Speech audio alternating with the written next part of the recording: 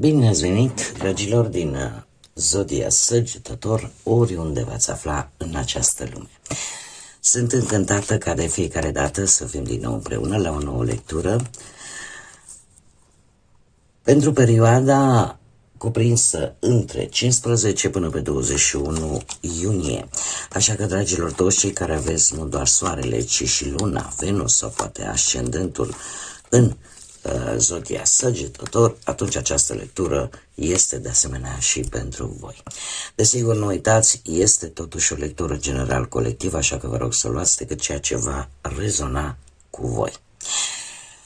Înainte de a începe, ca de fiecare dată, lectura propriu-zisă, vreau să le mulțumesc tuturor celor care sunteți alături de mine la fiecare lectură și care vă arăta susținerea și aprecierea prin fiecare comentariu, prin fiecare like, prin fiecare gest de apreciere și fiecare când bun, așa că mii de mulțumiri tuturor.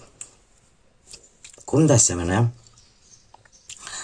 cei care sunteți pentru prima dată aici pe canal, vă urez bun venit, iar dacă la finalul acestei lecturi simțiți că ați rezonat sau pur și simplu v-a plăcut, nu uitați să vă abonați.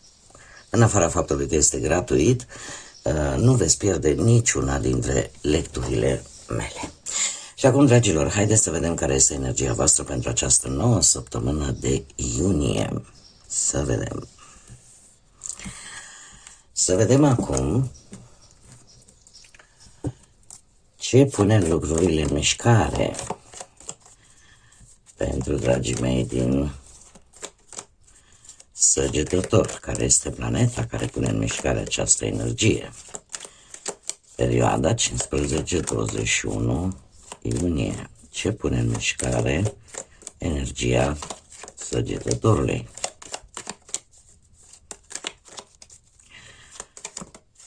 Care este planeta care pune în mișcare energia Săgetătorului? Și, desigur, să le întoarcem. Interesant. Să vedem cum se manifestă această energie. O energie masculină de pământ, Taur. Dragii mei, se pare că în această nouă săptămână de iunie sunteți într-o energie mai emotivă, de apă, mai sensibilă, o percepție, în schimb, mult mai bună. Aș spune că e o perioadă mai intuitivă, mai orientată spre trăiri emoționale, dar și spre percepție.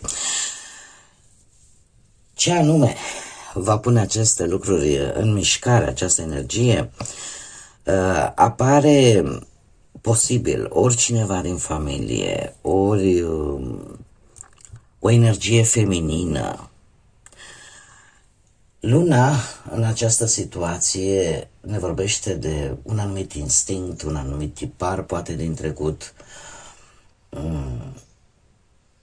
o reacție emoțională și o influență cumva care vine din rădăcinile voastre, de unde proveniți voi, sau din trecutul vostru.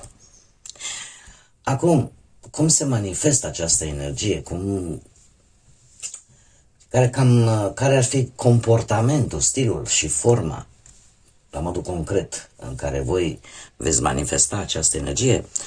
Printr-o energie masculină de Taur. Asta îmi spune că veți fi un pic mai lenți, dar constanți, mai stabili. Anumite situații importante din viața voastră se pare că vor evolua încet, dar sigur și cu multă stabilitate. Posibil să simțiți mai multă plăcere pentru felul în care voi arătați, să simțiți poate,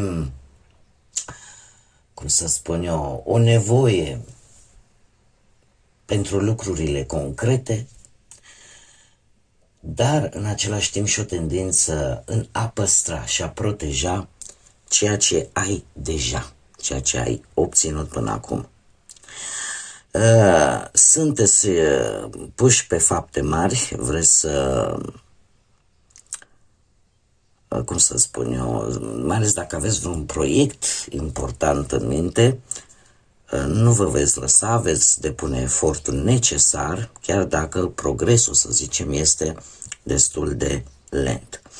De asemenea, este o perioadă bună în care voi să simțiți nevoia să vă și distrați, să vă găsiți acea zonă de confort personal, posibil tocmai pentru că avem o energie de apă și avem și luna, să vă bucure lucrurile mici și nu foarte importante, să vă bucurați de ele într-o manieră mult mai profundă. Și pe de altă parte, influențați de cele două elemente, am putea vorbi și de și de un pic de gelozie mai accentuată în această săptămână și un pic de posesivitate, aș spune.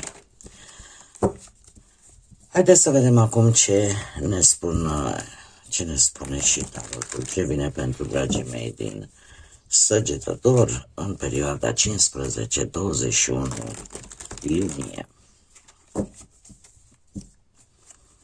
O combinație frumoasă, să știți, pentru că avem element de apă și element de pământ. Nu? Apa și pământul, totuși, dacă nu depășesc un extrem, se îmbină chiar foarte și se hrănesc unul pe celălalt. Să vedem.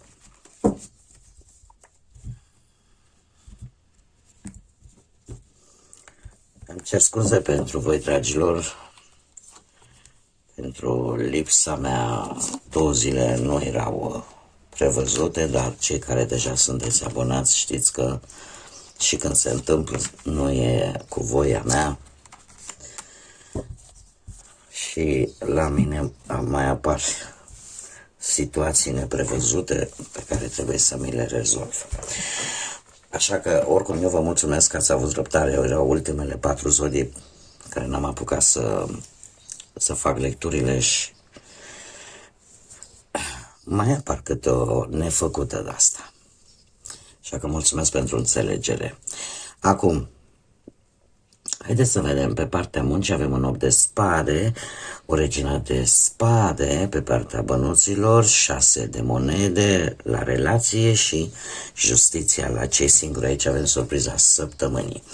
Aș spune că lucruri destul de importante vor avea loc pentru cei singuri și pe partea bănuților, dar haideți să le și clarificăm, te rog. 8-ul de spade este ceva legat, nu știu, la locul de muncă care vă restricționează. Clarificăm regina de spade.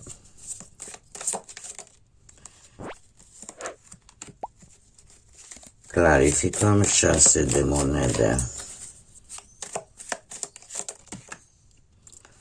Sunt foarte multe le lăsăm atunci.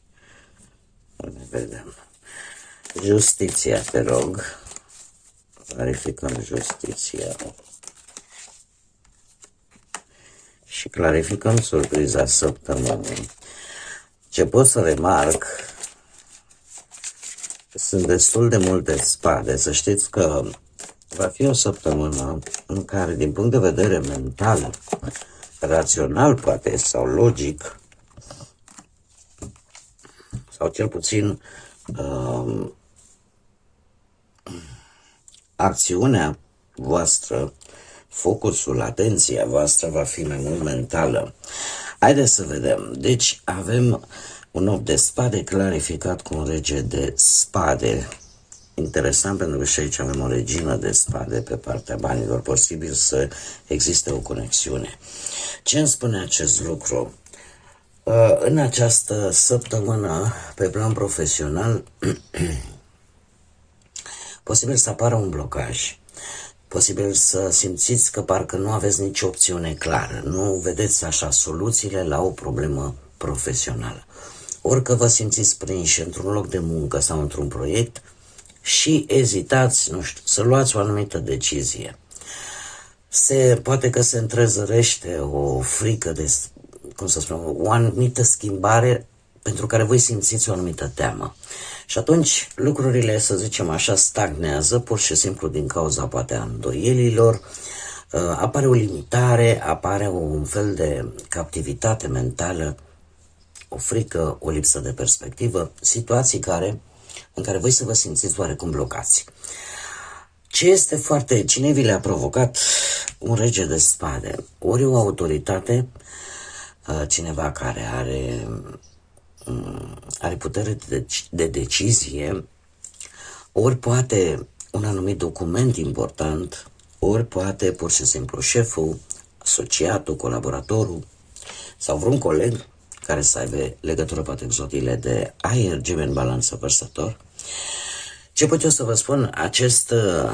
Acest rege de spade este o autoritate pe care voi o percepeți foarte distantă, foarte rece, și nu numai voi, ci chiar și poate persoanele din anturajul vostru profesional.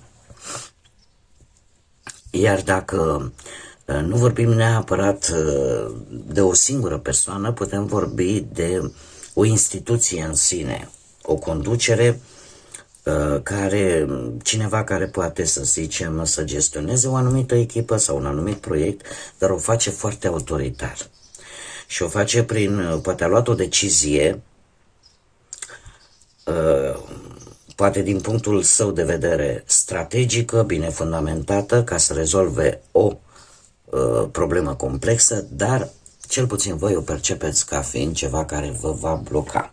Acum eu trebuie să vă mai spun un lucru vis-a-vis de acest 8 de spade. 8 de spade este cartea care ne vorbește despre un autoblocaj și despre faptul că în momentul în care te gândești, n-am cum să ies de aici, nu găsesc nicio portiță, e acea atracție universală. Și atunci, gândindu-te că nu ai altă variantă, de multe ori atrage această energie. Dar, din câte văd eu aici,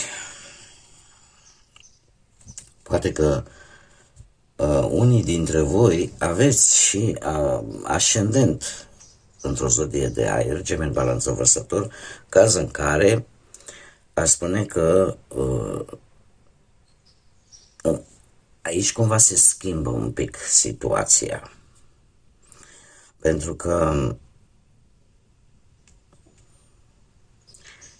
chiar e un blocaj adus poate de rigiditatea voastră, lipsa, cum să spun eu, adaptabilității la o anumită problemă profesională. Faptul că vedeți lucrurile numai în alb și negru vă poate bloca la nivel profesional și să nu puteți să găsiți, nu știu, o soluție la o problemă importantă legată de muncă, la un proiect important, atunci ați putea fi voi. Acum, din variantele pe care eu vi le-am dat, fiecare știe unde se regăsește. Mergem mai departe și avem o regină de spade care se clarifică cu lumea și puterea. Dragii mei, nu știu dacă zodia Leu vă spune ceva aici, desigur apar iar zodiile de aer, Gemeni, Balanță, Vărsător. Această regină de spade pe partea banilor îmi vorbește de o gestionare inteligentă, o planificare a bugetului mult mai clară, dar și mult mai eficientă. Probabil că sunteți precauți, atenți pe ce dați banii, vă folosiți foarte mult raționamentul pentru a evita orice fel de pierdere. De unde provine această energie? Și asta cu precădere, încă o dată mă repet, pentru cei care aveți legătură cu zodiile de aer, Gemeni, Balanță, Vărsător. De unde provine? Provine de la forța și lumea, ceva care posibil să se fi încheiat, un capitol legat de bani, o situație financiară. Știu, poate ați reușit să stabilizați anumite datorii, ați reușit să obțineți poate în sfârșit un venit constant sau să faceți niște economii mult mai bune sau ați primit poate o posibilă recompensă bănească, o realizare bună, să zicem, dintr-o investiție, dintr-un plan, proiect pe care voi l-ați avut. Și asta totuși nu v-a luat valul, iar împreună cu forța aș spune că voi vreți să investiți în ceva pe termen lung, acum că e o afacere, că e un obiect important. Există o dorință la care se pare că sunteți foarte perseverenți, nu doar să economisiți, ci chiar să vă creșteți veniturile, iar unii dintre voi, aș spune, chiar sunteți dispuși să faceți și un pic de muncă suplimentară sau, nu știu, să faceți în paralel și un proiect personal, care chiar dacă cere timp, voi cu calm, da, îl veți duce la bun sfârșit, iar pe lângă asta spune că deciziile financiare pentru voi, cel puțin în această săptămână, sunt foarte bine gândite și foarte comparative.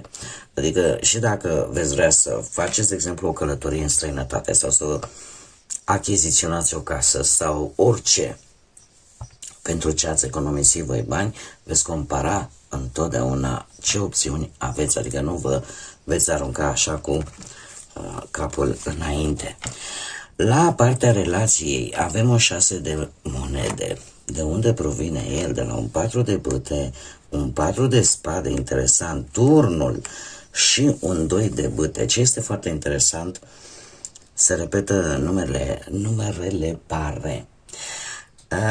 La voi, dragilor, se pare că a fost o situație care, relația voastră care v-a cam scos din zona voastră de confort. Doiul de bâte, se pare că ați avut,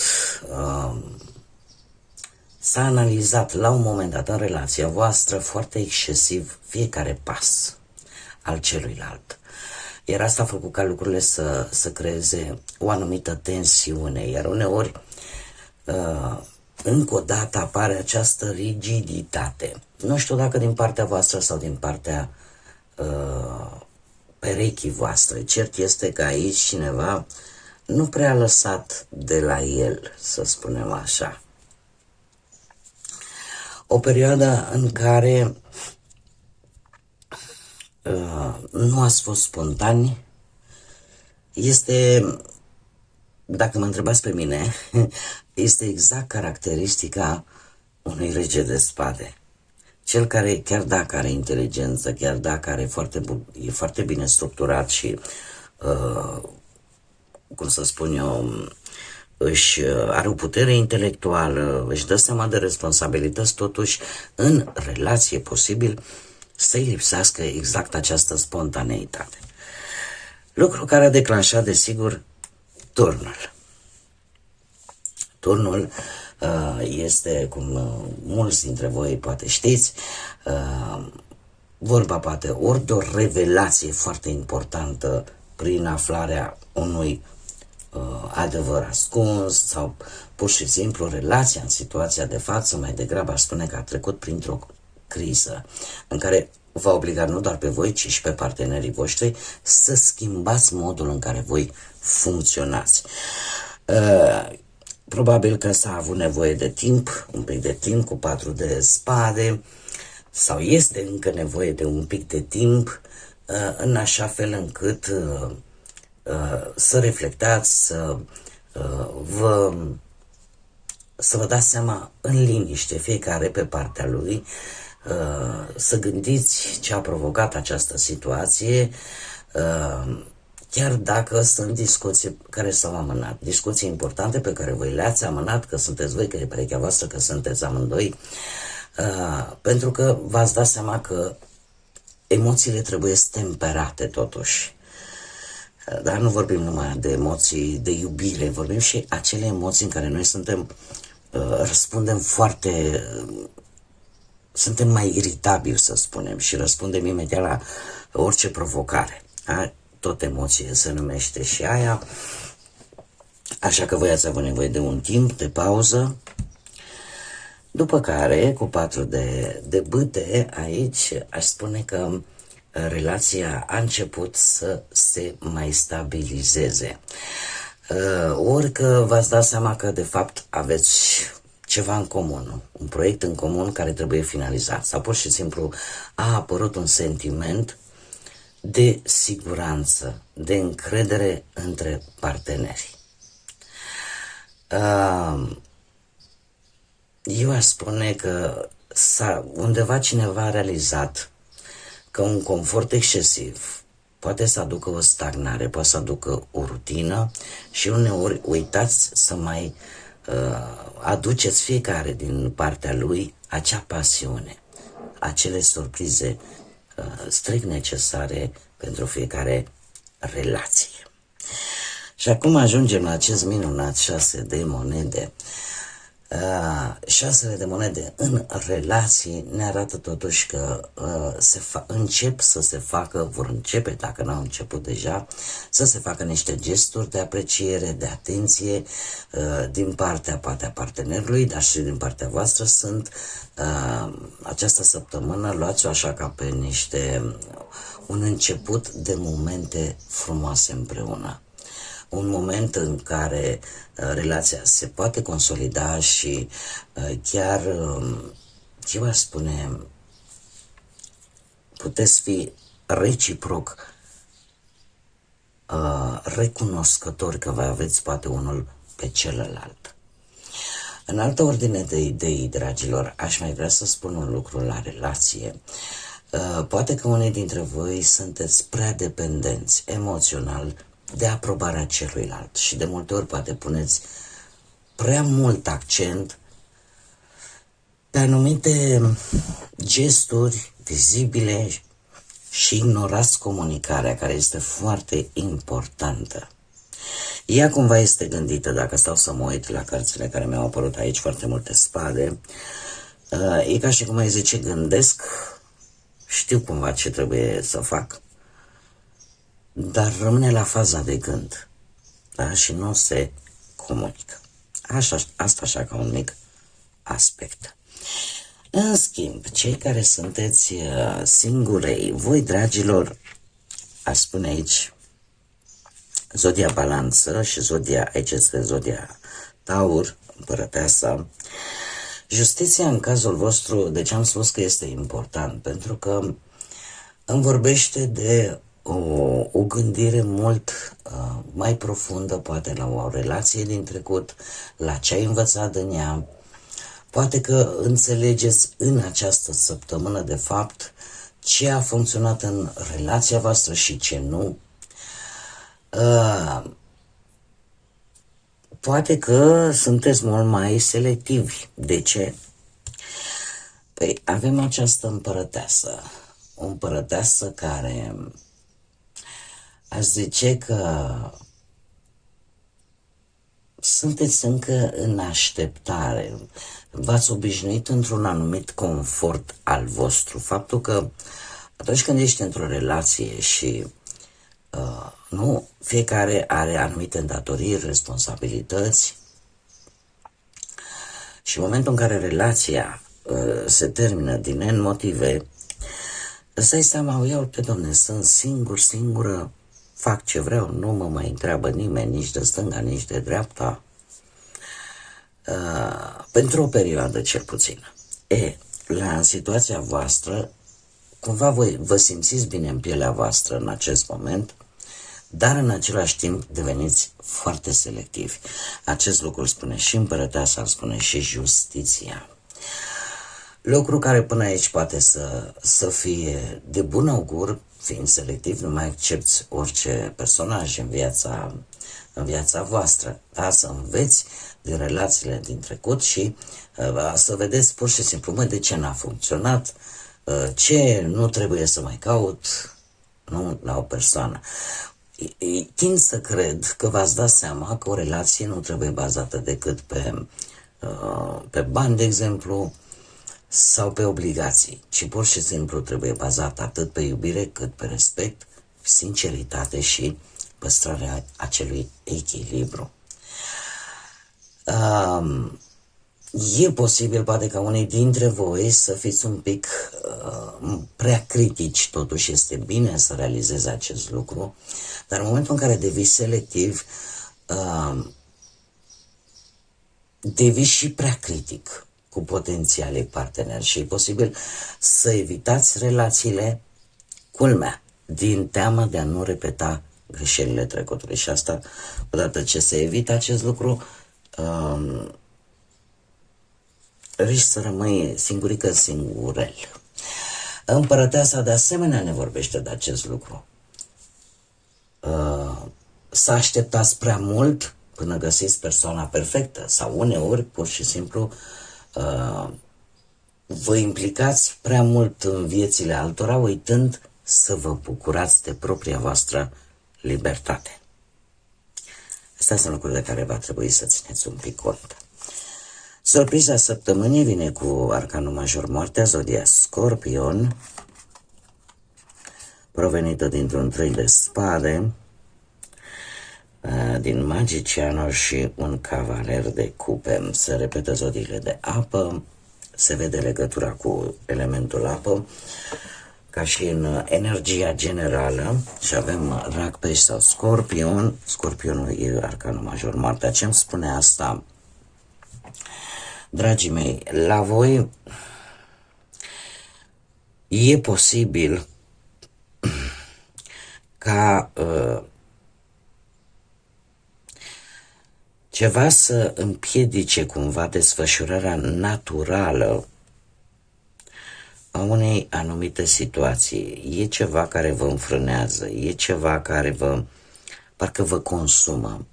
Și acest lucru este o schimbare importantă, sau cel puțin să te opui la ceva ce deja este evident și pe care nu-l mai poți ocoli. Moartea în această situație ne vorbește de final de o etapă, o schimbare profundă, un început nou, pe care dacă nu-l vei accepta, pe care dacă nu vei lăsa ce a fost în trecut să rămână în trecut și să renunțați la, nu știu, la situații, amintiri, relații care încă vă influențează prezentul, nu puteți începe noi capitole în viața voastră. Și mai ales un nou capitol cu o perspectivă cu totul și cu totul nouă asupra ceea ce vă interesează pe voi. De ce? De unde provine această transformare atât de importantă pe care voi și schimbare pe care voi trebuie să o acceptați? Provine tocmai de la un 3 de spade, o durere, o suferință, o dezamăgire foarte profundă, de la adevăr dur, de la emoții, cum să spun eu, frânte, suferință, poate provocate de evenimente reale, de cuvinte dure și e ca un adevăr care vine pe calea aia dură. E ca o lecție care nu vrea altceva decât să-ți spună că trebuie să mergi mai departe, adusă posibil de anumite manipulări ale unei energii, poate de apă, de ce nu, Rac, Pești sau poate chiar Scorpion, cu magicianul și cavalerul de cupe. Așa că surpriza pentru voi, dragii mei, este una în care voi, cu siguranță, fiind și un semn mutabil, voi veți găsi maniera să vă adaptați, să scoateți poate ceva profit, să spunem așa, din noile energii care se întrevăd la orizont. Haideți să vedem acum și care este mesajul îngerilor pentru voi, dragii mei din Săgetător, pentru această nouă săptămână de iunie. Și-l avem pe Ceavachiah, care spune așa: este cineva care te-a te-a supărat sau cu care tu te-ai supărat, ai avut vreo discuție, caută-l și încearcă să, cum să spun, să repari această legătură sau cel puțin să o lămurești, să nu o lași în aer. Și îl avem pe Daniel care spune, ai o decizie de luat, cântărește-ți bine opțiunile pentru a-ți putea găsi calea. Așa că, dragilor, cred că se și completează foarte bine cu restul lecturii. Cam acestea au fost mesajele. Eu vă mulțumesc tare mult că ați fost alături de mine și până data viitoare când ne vom reîntâlni la o nouă lectură, nu uitați, suflete frumoase, să gândiți înalt, să zburați înalt și desigur să lăsați ca pacea, liniștea, credința și iubirea să vă însoțească la fiecare pas.